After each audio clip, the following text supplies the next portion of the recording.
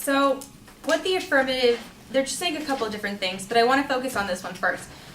They said that, the U.S. is threatened, but but there's anti-American sentiment, but there's going to be anti-American sentiment anyways. Like, that's already a significant problem, so it's not really unique. Like, that's what's already going on.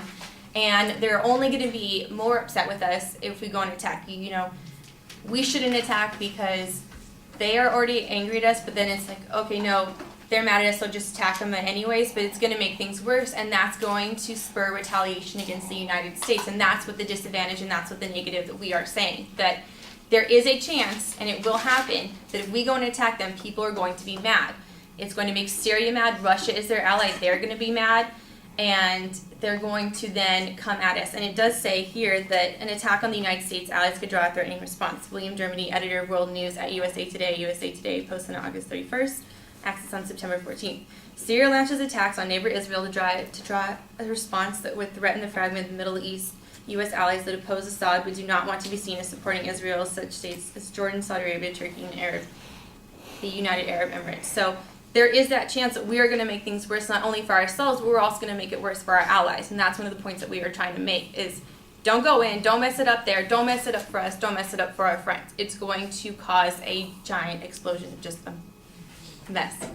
As well, they did say that if we don't attack, that Americans will die. Well, putting our troops over there, because again, it can't be a limited strike. If we're going to go in there and find all the chemical weapons and we're going to take out Assad, or we're going to even punish him, as they said, that is still putting our lives at risk. It's putting our troops at risk. Those are Americans. Troops are American. They will die. It's a possibility. And then, so that significant problem that they said could happen doesn't have any base. It's irrelevant. Also, that the Hezbollah could get weapons, but if Assad is gone, it's going to make it worse. We don't know who's going to come in. It's just like in Afghanistan. We armed the bad guys. They hate us now. Why do we repeat our past mistakes? That's what we're going to do again. Do not go into Syria. Do not go in and say, we know what we're doing. We're going to arm you guys. Whoops, you hate us. That's what's going to happen. Stopping the use of future chemical weapons. We don't know if we can get them all. We don't know if, honestly, if we go in and take all their chemical weapons, it doesn't mean that we can go and get like North Korea's chemical weapons. They still have them.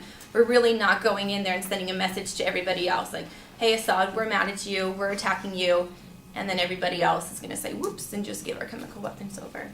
It's not going to happen.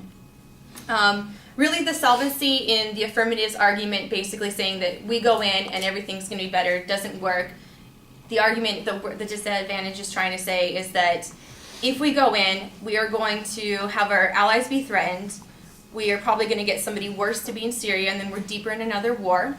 And we are trying to make the point that it's just bad. It's a bad idea. Terrorists will come in. They will still have their chemical weapons, and we don't know how to get them all out. So vote negative.